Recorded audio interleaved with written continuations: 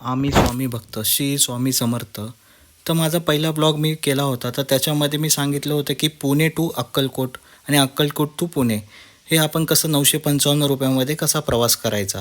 तर या ब्लॉगमध्ये मी तुम्हाला सांगणार आहे की अक्कलकोट स्वामी समर्थांच्या दर्शनाविषयी. तर अक्कलकोट स्वामी समर्थांच्या दर्शनाला आम्ही अक्कलकोटला पोचल्यावर सगळ्यात पहिले वटवृक्ष मंदिर जे आहे तिथे आम्ही दर्शनाला गेलो. वटवृक्ष मंदिराच्या इथे गेल्यावर आम्ही सगळ्यात पहिले वटवृक्ष मंदिराच्या लाईनीत उभे राहिलो. लाईनीत उभे राहिल्यावर एवढं काही म्हणजे लाईनला गर्दी नव्हती. 15 ते 20 मिनटं आम्हाला लागले दर्शनाला. 15 ते 20 मिनटात आमचं दर्शन झालं.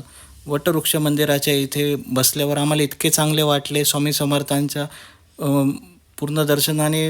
म्हणजे जी माझी इच्छा होती की स्वामी समर्थांना जाऊन जे मनातली इच्छा जी मागायची होती ती मागितली. आणि स्वामी समर्थांना जेव्हा मी तिथे पोचलो आणि जेव्हा मी स्वामी समर्थांच्या मंदिरात जेव्हा मी बसलो तिथे जाऊन, तर मला मनाला इतकी शांतता वाटली की म्हणजे मी सांगू पण नाही शकत येते शब्दामध्ये. स्वामी समर्थांचं दर्शन आमचं झाल्यानंतर मी स्वामी समर्थांच्या भोजनालयाच्या इथे गेलो. स्वामी समर्थांच्या भोजनालयाच्या इथे एक फार मोठी भव्य मूर्ती आहे. त्या मूर्तीच्या इथे आम्ही दर्शन घेतले.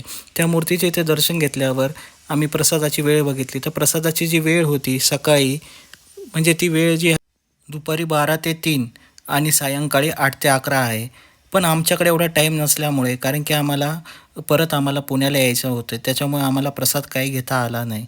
त्यानंतर आम्ही समाधी मंदिराकडे गेलो. स्वामी समर्थांचं समाधी जे मंदिर आहे ते म्हणजे जे वटवृक्ष मंदिर आहे तिथून फक्त 5 ते 10 मिनटाच्या अंतरावर आहे. स्वामी समर्थांच्या समाधीचं मंदिराचं आम्ही दर्शन घेतले.